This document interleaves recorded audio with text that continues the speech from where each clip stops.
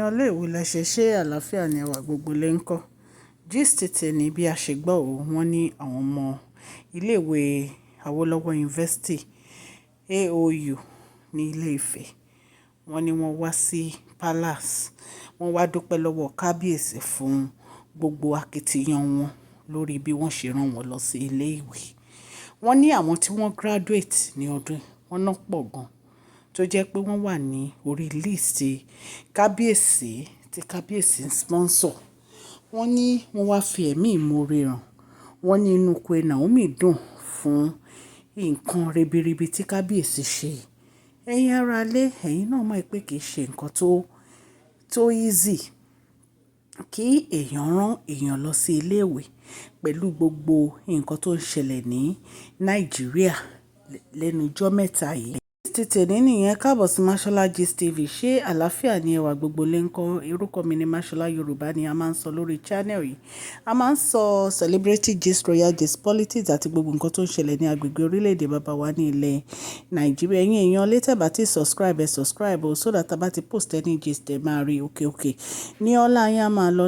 Ọlá yín ò ní lọ ìsàlẹ̀ láéláé. À ń sọ Yorùbá nítorí pé a fẹ́ gbàgbé àṣà àti èdè wa àti fún àwọn tí wọ́n gbọ́ Gẹ̀ẹ́sì. Ẹ̀yin èèyàn lé, wọ́n ní àwọn ọmọ iléèwé yunifásítì wọ́n ní wọ́n kóra wọn jọ láti wá dúpẹ́ lọ́wọ́ Kabiyesi, láti wá fi ẹ̀mí ìmoore hàn nítorí pé Kabiyesi wọ́n rán wọn lọ sí school. Ẹ̀yin náà mọ bí situation Nàìjíríà ṣe rí ní ìsìn. Tá bá rí ẹni tó ń lọ sí school tí wọ́n ń sanwó school ẹ̀, iṣẹ́ ńlá lẹni yẹn ṣe o.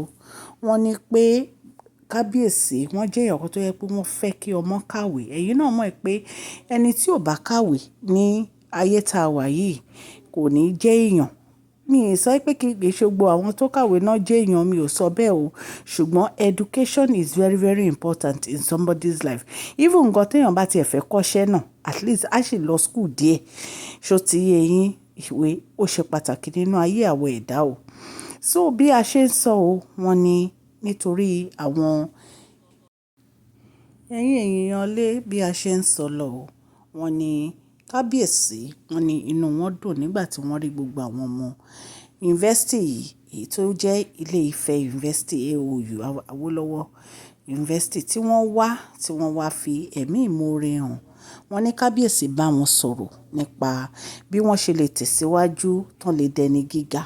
Wọ́n ní Kabiyesi gbà wọ́n ní ìmọ̀ràn wípé kán má kẹ́gbẹ́kẹ́gbẹ́, wípé kí wọ́n gbé àwọn bàbá wọn àti ìyá wọn, kí wọ́n gbé wọn ní arugẹ láti parí ẹ̀kọ́ wọn, wípé ibi tí wọ́n bá kàwé dé, ibi tó bá fẹ́ kàwé dé, àwọn máa rán wọn lọ síbẹ̀. Wọ́n ní àwọn kan nínú wọn gan wọ́n náà ti graduate. Wọ́n ní wọ́n wá dúpẹ́ lọ́wọ́ Kabiyesi náà. Ẹ̀yin èèyàn lé, wọ́n ní tá bá ṣe ni lóore ọpẹ́ là ń dù. Ẹ̀yin náà wo gbogbo nǹkan tí Kabiyesi ti ń ṣe ní ìgbà tí wọ́n ti dé orí oyè. Ẹ wo, Ọlọ́run dìídì fi Queen Naomi, ó fi jíǹkí Kabiyesi nítorí pé ìwà kan náà ni wọ́n ní.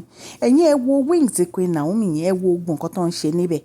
Ọ̀pọ̀lọpọ̀ ni wọ́n ti fi sẹ́nu ìkọ́ṣẹ́, tí wọ́n ti dá lókòwò, ni wọ́n ń san hospital bill, ni wọ́n ń ṣe gbogbo ẹ̀. Àìmọye ọmọ school gan ni Queen Naomi gangan fúnra wọn tó ń sponsor láti àpò ara wọn, tí ò ń ṣe pé wọ́n wà lórí list scholarship Kabiyesi. Ẹ̀yin èèyàn lé, ẹ rí pé ìwà wọn ọlọ́mọ̀ọ́mọ̀ fi Queen Naomi fi jíǹkí Kabiyesi ni. Nítorí pé Ọlọ́run mọ̀ pé inú Kabiyesi dà. Ìtorí ẹ̀ ni Ọlọ́run fi fún wọn ní ìyàwó alálùbáríkà, ìyàwó tínú ẹ̀ dà. Ìtorí ẹ̀ lọ́lọ́run fi fún wọn ní Queen Naomi. Ẹ̀yin èèyàn lé, ẹ wò ó, kì í ṣe nǹkan tó easy ní Kabiyesi ṣe o. Kí ẹlòmíì wà tó jẹ́ olówó tó jẹ́ pé tí èèyàn bá wá síwájú ilé ẹ̀ báyìí, ó máa yọjú ní àníkán tó ó dẹ̀ mọ̀ pé ẹni yẹn bá ìrànlọ́wọ́ wá. Á yọjú, á pe gateman ẹ̀ lórí fóònù, á ní ẹni tó ń bọ̀ yẹn sọ pé mi sì ń lé. Ẹlòmíì ó difficult fún láti ṣe èèyàn ní oore.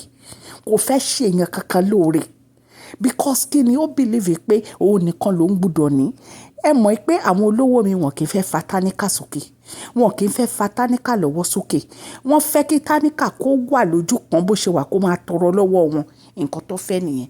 Ṣùgbọ́n wọ́n ní pé ọwọ́ ẹni tó bá ń fúnni, wọ́n ní òkè báyìí ló máa ń gbé. Ẹ jẹ́ ká kọ́ lára Kabiyesi. Ẹ jẹ́ ká kọ́ ìwà rere tí Kabiyesi ní.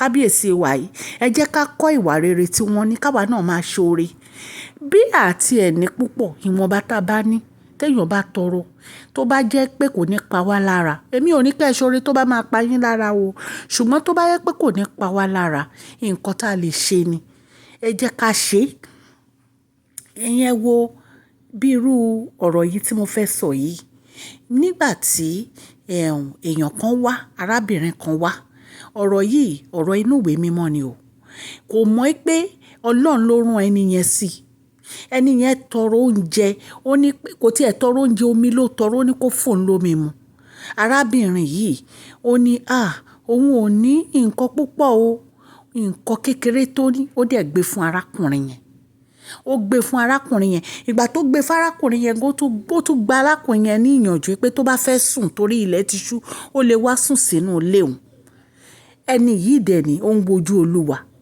ẹ̀yin èèyàn Ọlọ́run bó ṣe gba mírèkù ti ẹ̀ nìyẹn kò síbi tí àti lè rí mírèkù Ọlọ́run gbà ẹ̀yin èèyàn lé kò sí ẹ wo irú gbogbo àwọn tí kábíyèsí rán lọ sí skul yẹn tó jẹ́ pé ìyá wọn bóyá wọn ò ní owó láti rán àwọn ọmọ lọ sí skul bóyá bàbá wọn ò ní owó láti rán ọmọ lọ sí yunifásitì tí wọ́n ti sọ fáwọn ọmọ yẹn pé ìwé 6 ló lè ká o àwọn ò ní agbára láti kọ̀ntínú ìwé ẹ o ẹ wá wò ó kí kábíyèsí wá rán wọn jáde yunifásitì kí lẹ expect pé ó máa ṣẹlẹ̀ àdúrà ni wọ́n máa gbà fún kábíyèsí tí ayé wọn wọ́n á gbàdúrà lẹ́nu arúgbó wọ́n á gbàdúrà lẹ́nu ọkùnrin wọ́n á gbà lẹ́nu obìnrin wọ́n á gbà lẹ́nu ọmọ gan tán rán lọ skul àdúrà dẹ̀ ló ń gbà agbára kì í gbà ẹ̀yin èèyàn lé kábíyèsí ń ṣe gudugudu méje yàyà mẹ́fà kì í ṣe nǹkan kékeré ni wọ́n ń ṣe kì í ṣe nǹkan kékeré ni wọ́n ń ṣe Ọlọ́run á túbọ̀ máa ràn kábíyèsí lọ́wọ́ gbogbo ibi tẹ́ ti mọ́wọ́ tẹ́ fẹ́ràn àwọn ọmọ ìlọ skul ní agbára Ọlọ́run á máa díbẹ̀ o àpò yín ò ní gbẹ láíláí Queen Naomi àpò ẹ̀yin náà ò ní gbẹ o ẹ ṣé o ìfẹ́ tó wà láàrin ẹ̀yin kábíyèsí kò ní bàjẹ́ ẹ̀yin èèyàn lé gist tá a gbọ́ níta ní ká mú wá fún yín gbogbo etí tó ń gbọ́ mi à ń ṣe advertisement ní orí channel yìí ẹ kàn sí wa ní masholagistv@gmail.com à ń ṣe owó pọ́kú ló bá dé ẹ kọ sí wa ní masholagistv@gmail.com ẹ̀yin èèyàn ilé ẹjọ́ bá mi fún fídíò yìí ní thumbs up òkè ní ọ̀la yín á máa lọ ọ̀la yín ò ní lọ ìsàlẹ̀ láíláí. Please share this video, like and subscribe. God bless you all.